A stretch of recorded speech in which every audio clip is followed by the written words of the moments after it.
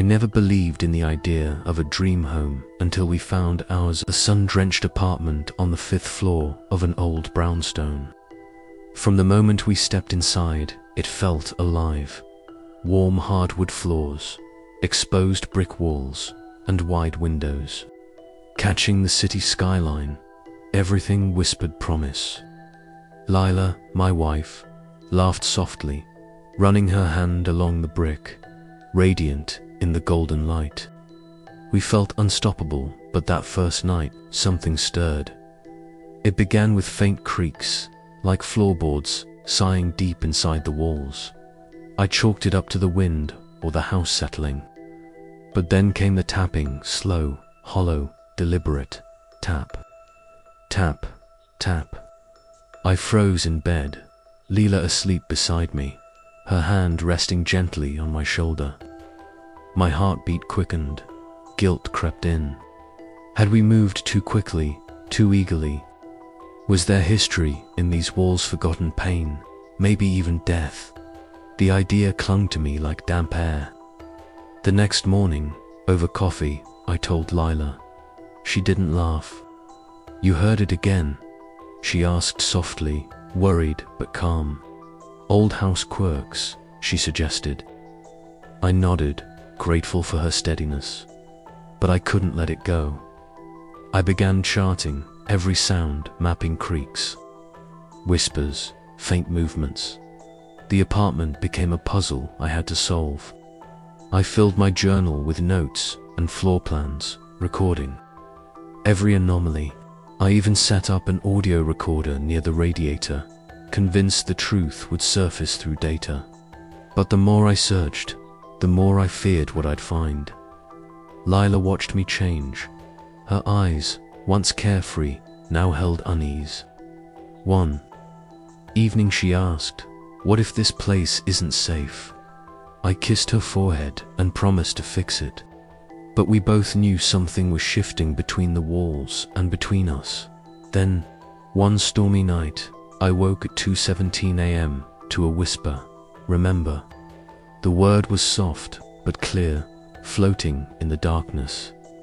My blood ran cold. Had I spoken it in my sleep, or had something repeated it in my voice? The next morning, I listened to the recorder. At first, just static. But then, remember, my voice, my word. But I hadn't said it. I looked at Lila, still asleep, and panic bloomed in my chest. What secrets were trapped inside these walls? What shadows from our past were being stirred? By dawn, I was tracing the apartment against every crack, every echo.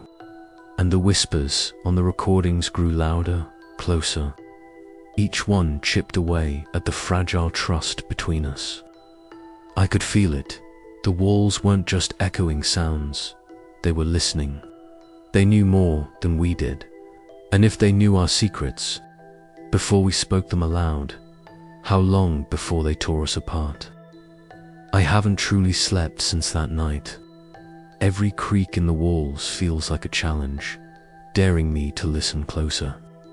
My recorders become an extension of me, picking up the whispers I fear I'm imagining.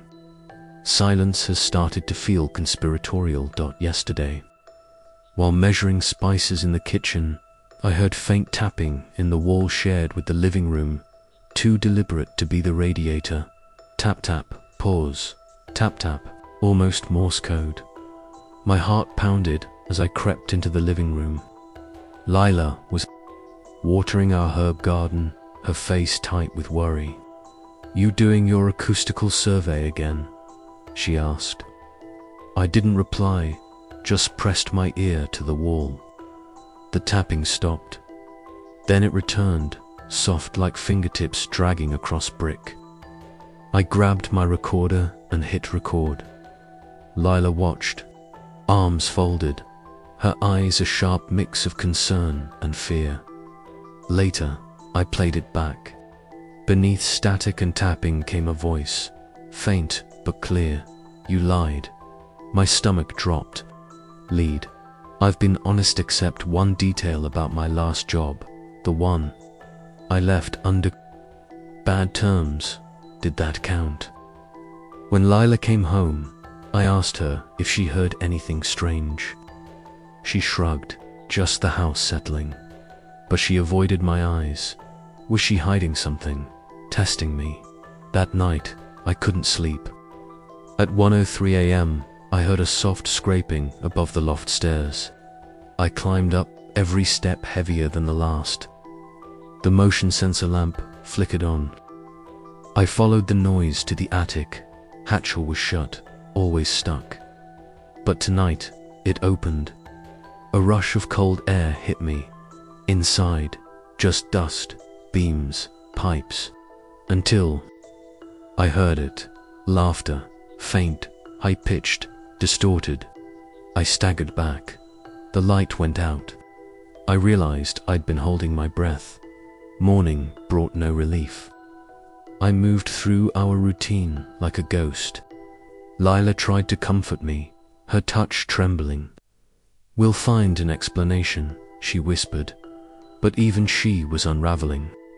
This place was driving a wedge between us. That night, I set recorders all around. The apartment, timed for midnight. I woke at 3:33 a.m., heart racing. Slipping in headphones, I listened then froze. A whisper, "I know about her." I jumped out of bed, panic rising. Lila sat up, terrified. I played it again, clearer, this time mocking. "I know about her." Lila's face paled. "Who did you hear?" she asked. I had no answer.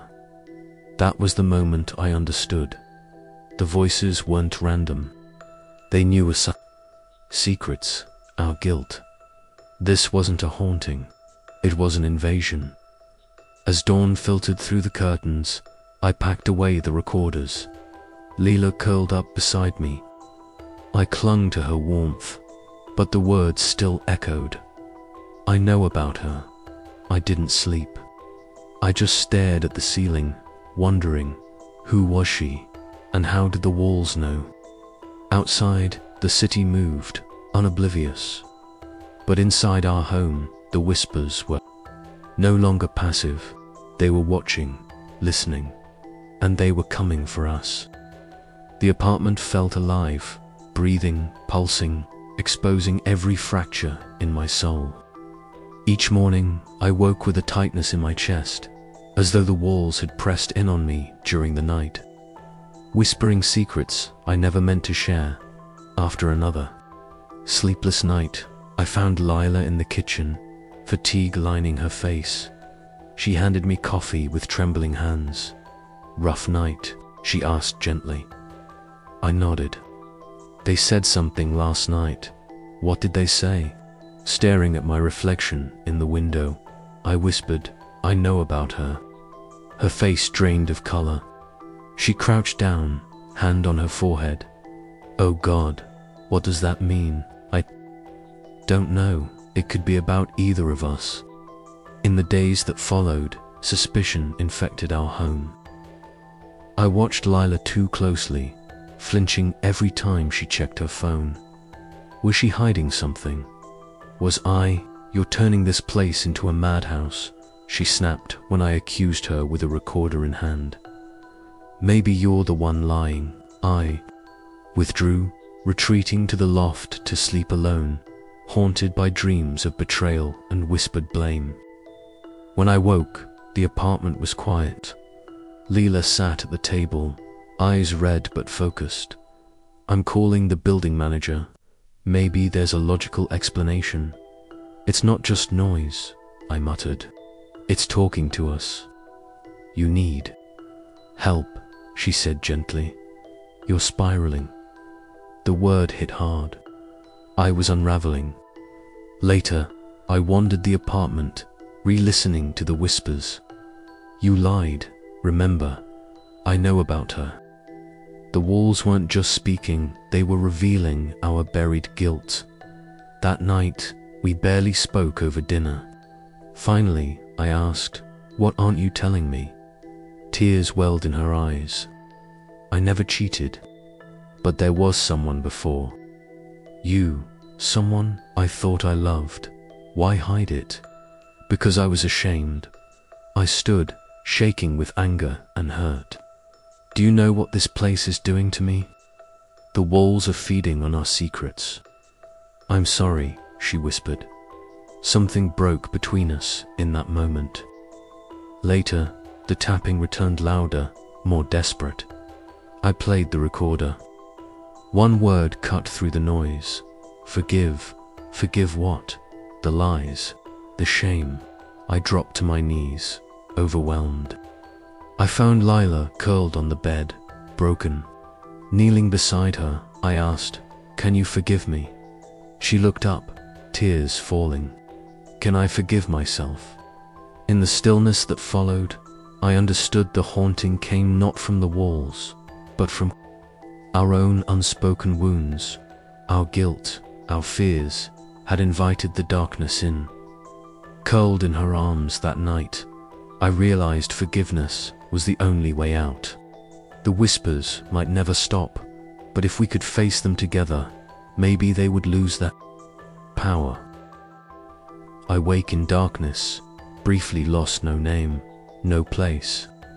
Then it returns. Leela asleep beside me, the city's low hum, the stillness pressing in. Last night's confessions hang like smoke. Were they real or crafted by the apartment's whispers? Reality feels slippery. I touch the wall, half expecting it to pulse.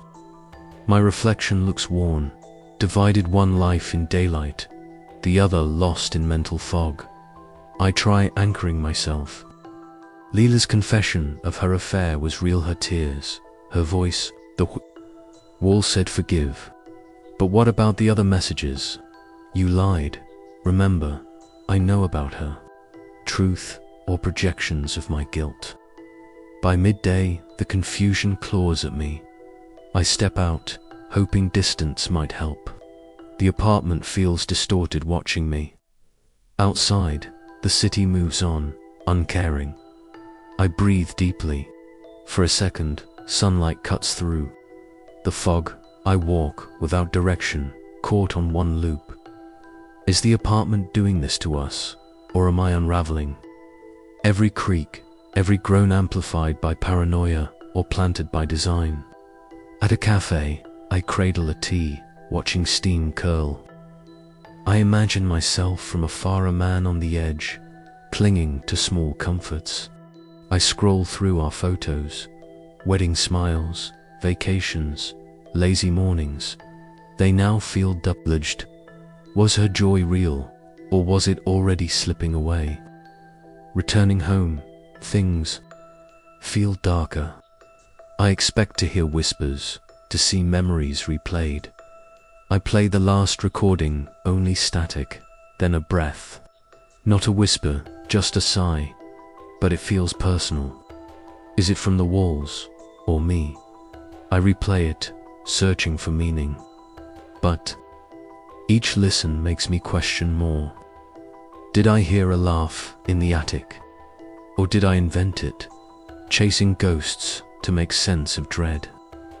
Leela finds me kneeling, headphones on. She touches my shoulder. I flinch. Come back to me, she says softly. Let's leave, just for a while. I drop the recorder and follow her. Outside, the air feels wider. We walk not to escape, but to breathe. In a park, she takes my hand. I hesitate, then hold it tight.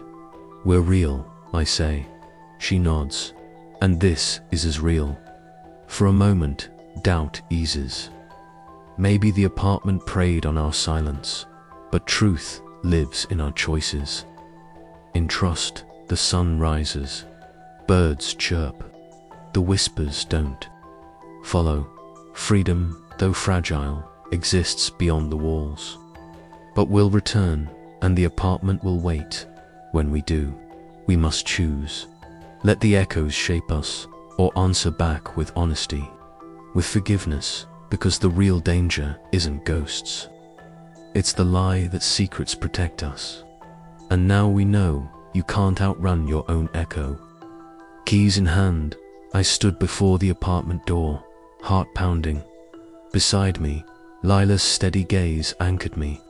"We face it together," she said. I nodded and opened the door, each click of the lock echoing like a warning. Inside, the air was thick with history. The brick walls, wooden floors, and narrow attic hatch were unchanged, but charged with an eerie tension. We moved to the living room, while where it began, Lila turned on the recorder. I pressed my ear to the bricks. At first, silence, then a low rumble. Footsteps, slow, steady, behind the wall. "Who's there?" I called. Silence, then a voice, my voice, but wrong answered. "You." Terror gripped me. I asked what it wanted. The reply was screams Lila's, then mine, twisted into a horrifying chorus. My hands trembled as I held the recorder. Then came a whisper, "Face me." The attic hatch rattled. We climbed the stairs, dread tightening with every step. In the attic, the motion light flicked on, revealing a crawl space and a trail of small, childlike footprints. Etched into the floor was a heart, split by a single line. Lila traced it. It's like someone kept coming back. A child's giggle pierced the silence. The temperature dropped. I pressed forward, and in the shadows, a pale figure emerged. Small child with veiled face and hollow eyes. Not alive. A ghost. "Why are you here?" I asked. A whisper echoed in my mind. Remember, a vision consumed me. A slammed door. A child's outstretched hand, sobs in the dark. I didn't recognize the memory, but its grief cut deep. "I'm sorry," I whispered. The spirit extended a translucent hand. In it, a locket. I took it, hands shaking. Inside, a faded photo of a child holding a parent's hand. Below, etched, in metal, "Forever mine." Tears blurred my vision. The haunting was never about harm, it was a cry for remembrance. A plea to be seen, to be known. The apartment had reflected its sorrow through our own fears. "She needs us to remember her." I told Lila, "We will," she whispered, embracing me. The ghost gave a single sob and slowly faded, leaving only the locket in my palm warm. No longer cold. The apartment fell silent, peaceful. We descended the attic stairs. Hand in hand, we honored her, Lila said. "We did," I replied. "Now we can make this home ours again." But I knew I'd never forget the echoes in those walls, or the child who only wanted to be remembered. I never imagined forgiveness would feel like stepping into fire, painful, disorienting, yet cleansing. As Lila and I descended from the attic, the locket pressing against my chest, the apartment felt different, lighter, as if the weight of its secrets had begun to lift. But one final reckoning remained, not with ghosts, but with ourselves. That evening, we set up our recording equipment, no longer tools of fear, but of truth. Lila and I placed devices around the room, on the mantle, the bookshelf, near the brick wall. We were ready to confront our past, unfiltered and without interference. We sat on the sofa, the locket between us. Outside, the city murmured softly, life continuing beyond our haunted walls. I took a deep breath. Before we begin, we speak the truth. No more secrets. Lila reached for my hand. "Okay, you first." I lied, I confessed. About my last job. I was fired for negligence, and I couldn't bear to let you see me as a failure. Her eyes widened, hurt yet understanding. "I thought you'd leave me if you knew who I really was." She squeezed my hand.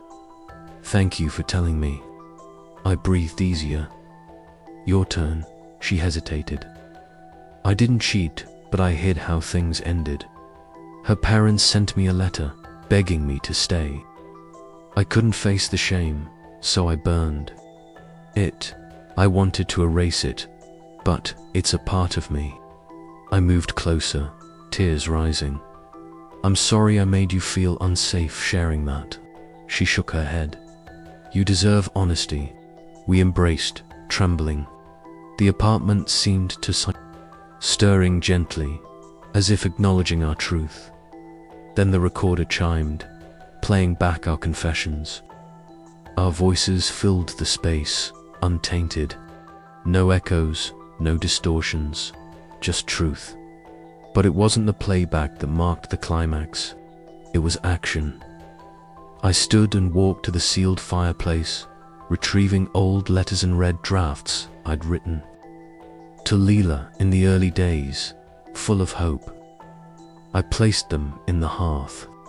Leela joined me, holding the scorched remnant of her letter, somehow whole again.